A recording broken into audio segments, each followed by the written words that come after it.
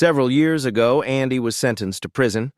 During his stay, he got along well with the guards and all his fellow inmates. The warden saw that deep down, Andy was a good person and made arrangements for Andy to learn a trade while doing his time. After 3 years, Andy was recognized as one of the best carpenters in the local area. Often, he would be given a weekend pass to do odd jobs for the citizens of the community, and he always reported back to prison before Sunday night was over. The warden was thinking of remodeling his kitchen and, in fact, had done much of the work himself, but he lacked the skills to build a set of kitchen cupboards and a large countertop, which he had promised his wife. So he called Andy into his office and asked him to complete the job for him. But alas, Andy refused.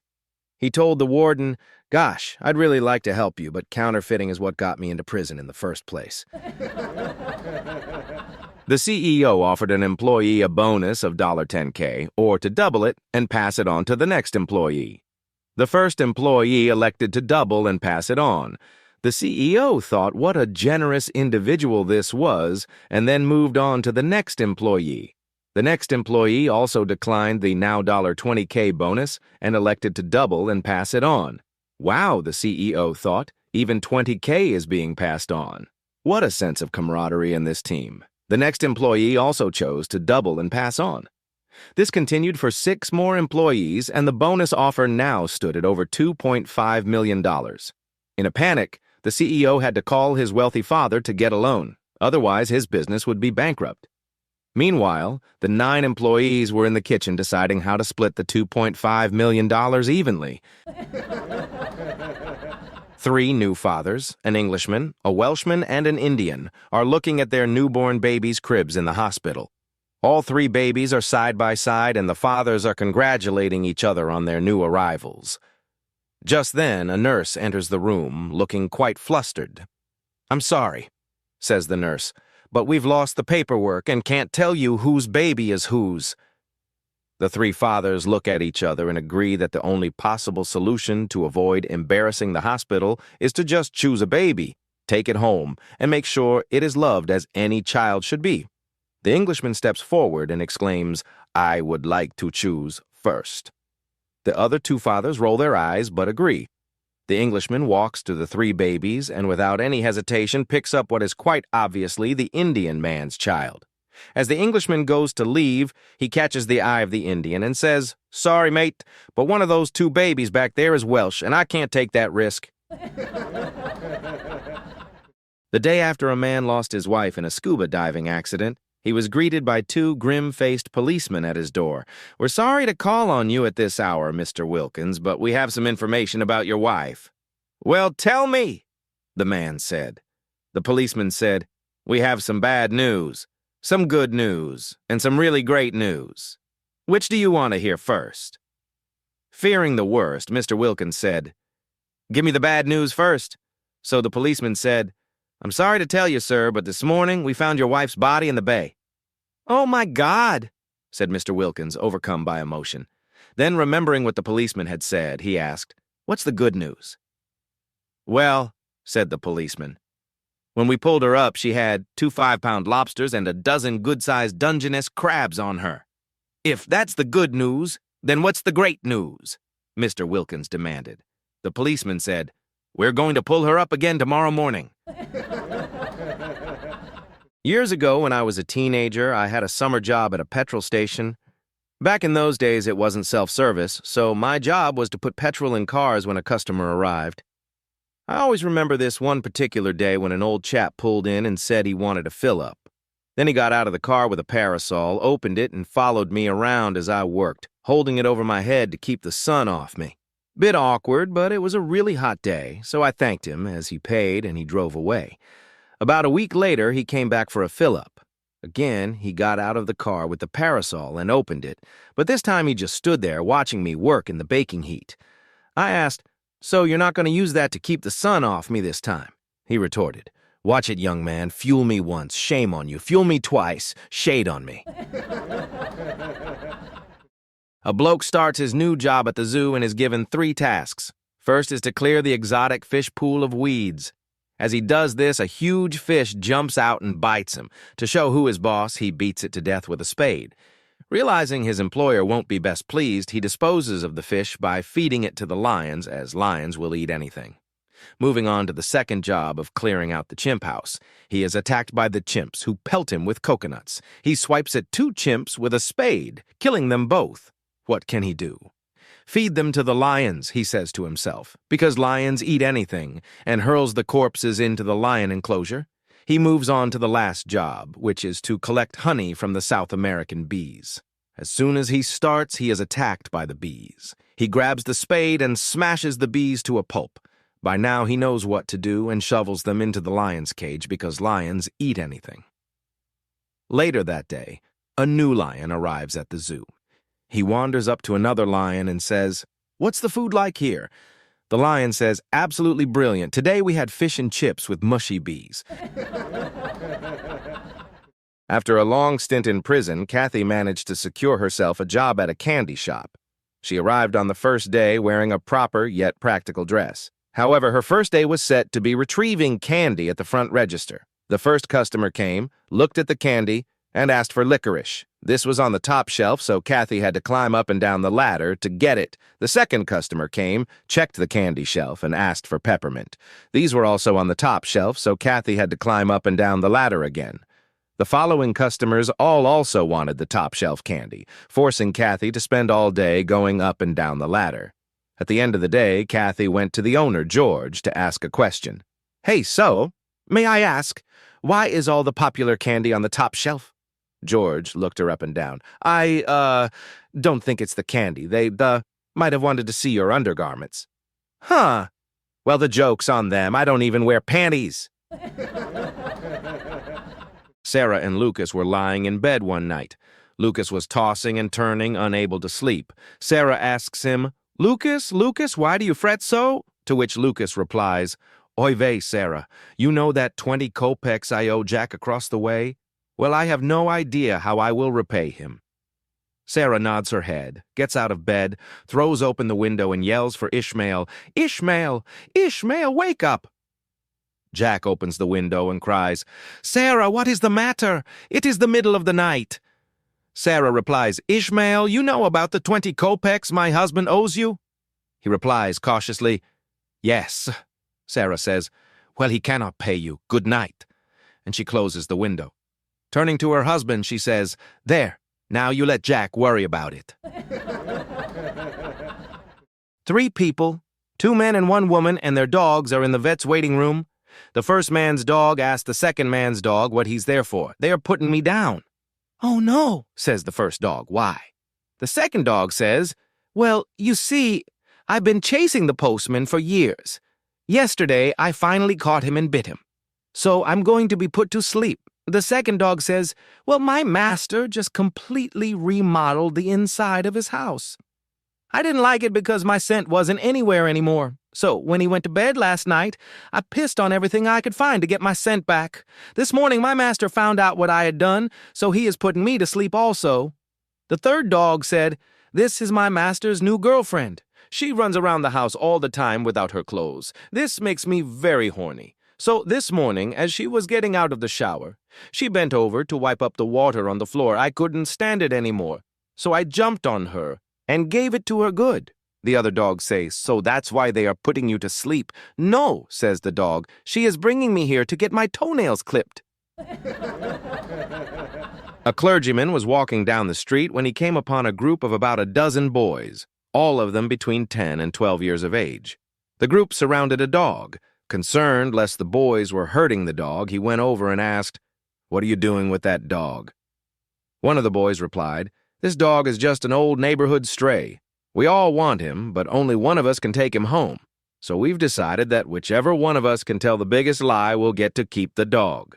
Of course, the Reverend was taken aback. "You boys shouldn't be having a contest telling lies," he exclaimed.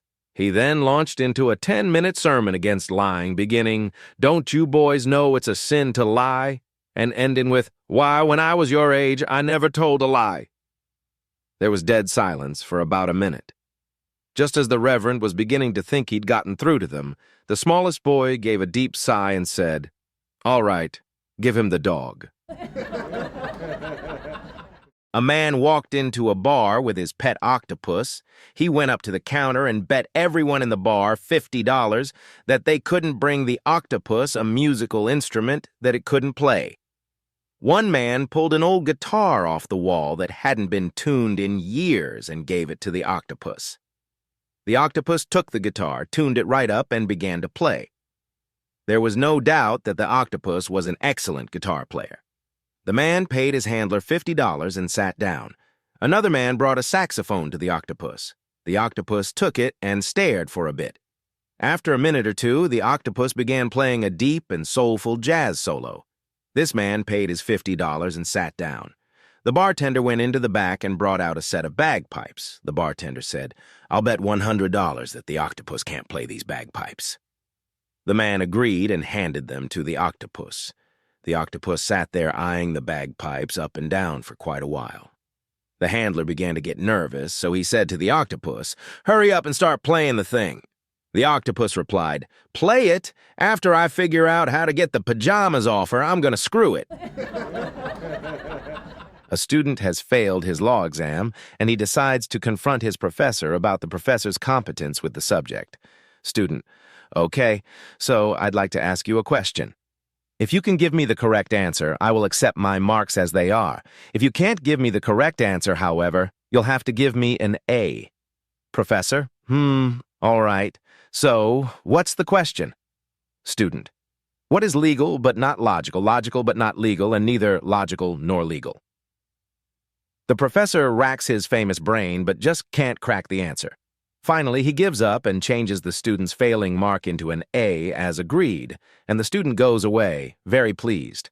The professor continues to rack his brain over the question all afternoon, but still can't get the answer. So finally, he calls in a group of his brightest students and tells them he has a really, really tough question to answer. What is legal but not logical? Logical but not legal, and neither logical nor legal. To the professor's surprise and embarrassment, all the students immediately raise their hands. "All right," says the professor and asks his favorite student to answer. "It's quite easy, sir," says the student. "You see, you are 75 years old and married to a 30-year-old woman, which is legal but not logical. Your wife has a 22-year-old lover, which is logical but not legal, and your wife's lover failed his exam, but you've just given him an A, which is neither legal nor logical." At a crowded bus stop, a beautiful young woman in a tight leather miniskirt with matching tight leather boots and jacket was waiting for the bus. As the bus rolled up and it became her turn to get on, she became aware that her skirt was too tight to allow her leg to come up to the height of the first step on the bus. Slightly embarrassed and with a quick smile to the bus driver, she reached behind and unzipped her skirt a little, thinking that this would give her enough slack to raise her leg. Again, she tried to make the step onto the bus, only to discover she still couldn't. So, a little more embarrassed, she once again reached behind and unzipped her skirt a little more, and for a second time attempted the step, and once again still, she could not raise her leg because of the tight skirt. With a coy little smile to the driver, she again unzipped the offending skirt to give a little more slack, and again was unable to make the step.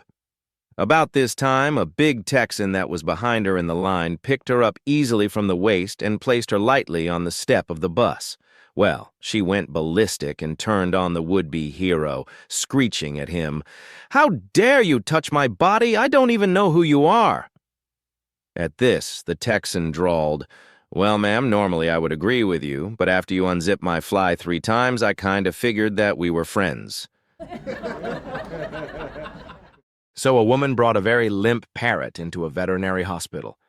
As she lay her pet on the table, the vet pulled out his stethoscope and listened to the bird's chest. After a moment or two, the vet shook his head sadly and said, "I'm so sorry. Polly has passed away."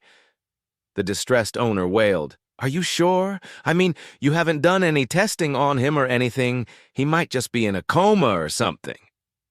The vet rolled his eyes, shrugged, turned, and left the room, returning a few moments later with a beautiful black Labrador. As the bird's owner looked on in amazement, the dog stood on his hind legs, put his front paws on the examination table, and sniffed the dead parrot from top to bottom. He then looked at the vet with sad eyes and shook his head. The vet led the dog out, but returned a few moments later with a cat. The cat jumped up and also sniffed delicately at the ex-bird. The cat sat back, shook its head, meowed, and ran out of the room. The vet looked at the woman and said, "I'm sorry, but like I said, your parrot is most definitely 100% certifiably dead." He then turned to his computer terminal, hit a few keys, and produced a bill, which he handed to the woman. The parrot's owner, still in shock, took the bill. $150, she cried. $150 just to tell me my bird is dead? The vet shrugged. If you'd taken my word for it, the bill would only have been $20. But with the lab report and the CAT scan, what did you expect? One day, a woman was chatting with her friend, and the conversation took an unexpected turn. The woman said, "You know, I have to be extra careful to make sure I don't get pregnant." Her friend, puzzled, responded, "But didn't your husband get a vasectomy?" The woman sighed and replied, "Exactly. That's why I need to be even more careful now." We live in a day and age where everything is possible at the plastic surgeon, and this woman had thought to have something done about her lips down there, so scheduled a meeting with the surgeon. The surgeon evaluated her and said that it would not be a problem and she could have her operation in a few weeks, but had to stay overnight after the fact. So the woman came in. Nurses put her in a nice bathrobe and put her under while performing the operation. When the woman woke up, she found herself in a nice, bright room with a nurse holding her hand and 3 flower bouquets on her nightstand. "Everything went perfectly fine. You can rest and your husband will pick you up later this afternoon," the nurses said. Still groggy, the woman asked, "That's great to hear, but why have I received not 1, not 2, but 3 bouquets?" So the nurse replied, "The first one is from our head surgeon who performed the operation on you. The second one is from the nursing staff. And the third one is from the gentleman in the room next door. He's so happy with his new ears." A man has his mother-in-law move in with him when she loses her job. About a week later, he returns home from his job and finds her lying on the floor, unconscious. He calls 911. The ambulance comes and takes her off to the hospital. He calls his wife and tells her she may have to cut her business trip short, but he'll keep her posted. He gets to the hospital and waits outside the surgery, nervous and pacing. Soon the doctor comes out and says he has some good news and some bad news. "Give me the bad news first, Doc." "Well, your mother-in-law had a massive stroke. She's lost her ability to speak and can only cackle like a chicken." The man nods his head. "She's also lost all motor control to her arms and legs. So not only won't she be able to walk, she won't even be able to feed herself. You'll have to feed her baby food for the rest of her life. Every day, 3 times a day." Somberly, the man nods, so the doctor continues. "Without any motor control, she'll also be incontinent, so she'll have to wear diapers for the rest of her life. You'll have to clean her and put a new diaper on her several times a day for the rest of her life." The man nods, processing all this information in his brain, then looks to the doctor and asks, "That's some pretty bad news, but you said you had some good news. What's the good news?" "The good news is I'm just joking with you. She died." A couple was invited to a swanky Halloween party by a family friend in which all attendees were required to wear a mask. The wife got a terrible headache and told her husband to go to the party alone and to make sure to say hello to her family. He, being a devoted husband, protested. But she argued and said she was going to take some aspirin and go to bed, and there was no need for his good time to be spoiled by not going. So he took his costume and away he went. The wife, after sleeping soundly for about an hour, woke without pain and as it was still early, decided to go to the party. As her husband didn't know what her costume was, she thought she would have some fun by watching her husband to see how he acted when she was not with him. So she joined the party and soon spotted her husband in his costume, cavorting around on the dance floor, dancing with every nice chick he could and copping a little feel here and a little kiss there. His wife went up to him, and being a rather seductive babe herself, he left his new partner high and dry and devoted his time to her. She let him go as far as he wished, naturally, since he was her husband. After more drinks, he finally whispered a little proposition in her ear, and she agreed. So off they went to one of the cars and had passionate intercourse in the back seat. Just before unmasking at midnight, she slipped away and went home and put the costume away and got into bed, wondering what kind of explanation he would make up for his outrageous behavior. She was sitting up reading when he came in, so she asked what kind of time he had. "Oh, the same old thing. You know I never have a good time when you're not there." Then she asked, "Did you dance much?" He replied, "I'll tell you, I never even danced one dance. When I got there, I met Pete, Bill Brown, and some other guys, so we went into the spare room and played poker all evening." "You must have looked really silly wearing that costume playing poker all night," she said with unashamed sarcasm. "Actually, I gave my costume to your brother. Apparently, he had the time of his life." An 80-year-old lady was being interviewed by a local news station because she had just gotten married for the 4th time. The interviewer began to ask her questions about her life, why she has decided to get remarried at 80, and for some information about her new husband. "My husband is a funeral director," she answered. "That's interesting," the reporter replied. The reporter was then curious about her previous 3 husbands and what their professions had been. After a few minutes of reflection, the woman smiled and answered proudly. She explained that in her 20s she married a banker, in her 40s a circus ringmaster, a preacher in her 60s, and now, in her 80s, a funeral director. The reporter was unsure how to process her answer and then asked why she married 4 men with such different lives and career choices. The woman once again smiled and explained, "I married the first for the money, the second for the show, the third to prepare myself, and the 4th to go." An old hillbilly farmer had a wife who nagged him unmercifully. From morning till night, she was always complaining about something. The only time he got any relief was when he was out plowing with his old mule. He tried to plow a lot. One day, when he was out plowing, his wife brought him lunch in the field. He drove the old mule into the shade, sat down on a stump, and began to eat his lunch. Immediately, his wife began nagging him again. Complain, nag, complain, nag. It just went on and on. All of a sudden, the old mule lashed out with both hind feet and caught her smack in the back of the head, killed her dead on the spot. At the funeral several days later, the minister noticed something rather odd. When a woman mourner When he approached the old farmer, he would listen for a minute, then nod his head in agreement. But when a male mourner approached him, he would listen for a minute, then shake his head in disagreement. This was so consistent, the minister decided to ask the old farmer about it. So after the funeral, the minister spoke to the old farmer and asked him why he nodded his head and agreed with the women, but always shook his head and disagreed with all the men. The old farmer said, "Well, the women would come up and say something about how nice my wife looked or how pretty her dress was, so I'd nod my head in agreement." "And what about the men?" the minister asked. They wanted to know if the mule was for sale. So these 2 ladies walk into a mortician's office. The first woman says to the mortician, "I've got my husband here in his very best blue suit, but what I'd really appreciate is if you could have him in a black suit for the funeral. Here's a blank check. Use whatever you need. I just want him in a black suit." The mortician agrees and thanks the woman, and the first woman leaves. Now the second woman comes in and says, "I know I've brought my husband wearing a black suit, but I've always really loved him in blue. Is there any way you can have him in a blue suit for his funeral?" The mortician assures her that it's not a problem, and the second woman thanks her and leaves. A few days later, the mortician shows up at the first man's funeral, and his widow walks up and says, "Thank you so much for doing this. My husband looks wonderful in the black suit you found him." The mortician replies, "Of course, I was happy to do it, and here's your check back. No, I really appreciate it, and I want to pay you. Just take whatever you need." "Oh, no, really, it didn't cost me anything. You see, right after you came in, a woman showed up with her husband in a black suit and she wanted him wearing blue. So in the end, all I had to do was switch the heads."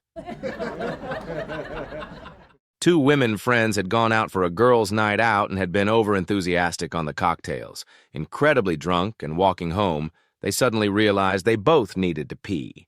They were very close to a graveyard, and one of them suggested they do their business behind a headstone or something. The first woman had nothing to wipe with, so she took off her panties, used them, and threw them away. Her friend, however, was wearing an expensive underwear set and didn't want to ruin hers, but was lucky enough to salvage a large ribbon from a wreath that was on a grave and proceeded to wipe herself with it. After finishing, they made their way home. The next day, the first woman's husband phones the other husband and says, "These girls' nights out have got to stop. My wife came home last night without her panties." "That's nothing," said the other. "Mine came back with a sympathy card stuck between the cheeks of her backside that said, 'From all of us at the fire station, we'll never forget you.'" A woman seated while flying in economy and holding her baby in her arms was startled when the man sitting behind her bent forward to say, "Ma'am, that is one ugly baby you have there." The woman, wide-eyed and open-mouthed, was so shocked she could barely retort, "Well, I never—" The man continued, "I'm just being honest with you, ma'am. I mean, I've seen some ugly babies in my time, but yours is a real showstopper." Quite overwhelmed, the woman called a flight attendant over. "The man behind me just hurled the most hideous insult at me, and I demand to be moved to a different seat," she said. The attendant gave her a consoling look of sympathy. "I'm so sorry, but as you know, our flight is fully booked, and until we find someone willing to switch seats, I'm afraid I won't be able to reseat you. We do apologize, however, and if you like, in the meantime, we'd be happy to offer you anything from our in-flight menu free of charge." "Fine," the woman said with an air of resignation. "But I've never been so insulted in all my life. What a horrible man!" "Well, I just said the truth," could be faintly heard from the seat behind. Hearing that, the attendant resolved to make the woman feel better as soon as possible, telling her, "Any item of food or any alcoholic or non-alcoholic beverage, whatever you choose, it's on us," she said. "And if you like, I'll also bring a banana for your comfort monkey." A local bar was so sure that its barman was the strongest man in the village that they offered a standing 1,000 pounds bet. The barman would squeeze a lemon until all the juice ran out and challenge any man to squeeze out another drop. Weightlifters and arm wrestlers, they all tried and lost the bet. Then one day, a scrawny wee man, if he stood sideways you would not see him, wearing scratched glasses and a 10-year-old polyester suit, walked in and said, "I'd like to take on the bet." After the laughter had died down, the barman said, "Okay," grabbed the lemon and squeezed away. Then he handed the wrinkled remains of the lemon rind to the little man, but the crowd's laughter turned to total silence as the wee man clenched his little fist around the lemon and squeezed it, and a drop fell into the glass. Then he squeezed some more, and another drop fell from the lemon. Without a word, the wee man squeezed some more, and a third drop fell into the glass. The crowd in the bar were astonished and speechless as the barman paid the 1,000 pounds bet. He asked, "What do you do for a living? Are you a lumberjack, a metal worker, a weightlifter, or what?" The little man quietly replied, "I'm a tax collector." The teacher stood in front of the class with a warm smile. "Today," she said, "I want each of you to make a sentence using the phrase, 'There is only one mom,' to show how much you love and appreciate your mothers." The first student raised his hand excitedly. "My mom reads me bedtime stories and kisses me goodnight. I love her so much. There is only one mom," the teacher beamed. "That's lovely. What a sweet mother you have." She turned to the next student. "My mom took care of me when I was sick last week," he said. "She made me soup, gave me medicine, and stayed up all night. There is only one mom, and I love her." "Beautiful," the teacher nodded. "All right, little John, you're next." Little John stood up, looking proud. "Last night, my mom was watching TV and said she wanted to drink. She asked me to bring her 3 beers from the fridge. So I went to the kitchen, opened the fridge, and shouted back to her." He paused for dramatic effect. "There is only one mom." A nun and a priest were traveling across the desert on camelback. After days of trekking under the blazing sun, the camel suddenly began wheezing, then coughing, then dramatically collapsed. Dead. They were stranded. After a long silence, the priest sighed and said, "Sister, it appears our time on this earth is nearly done. We'll soon be standing before our Maker." The nun nodded solemnly. "Yes, Father, I believe you're right, but before we go, may I ask you for one last favor?" The priest blinked. "Of course, anything." She hesitated, then said, Well, I've never seen a man naked before. I'd like to, just once, before I die. The priest paused, then thought, well, we're about to perish anyway. So he stripped off his robes and stood there, stark naked. The nun's eyes widened. She stared for a moment, then pointed and asked, "Father, what is that?" Trying to remain delicate, the priest cleared his throat and replied, "Sister, that is the instrument that, when placed inside a woman, can create new life." The nun's face lit up with sudden inspiration. "Well, hallelujah, stick it in the camel. Let's get out of here."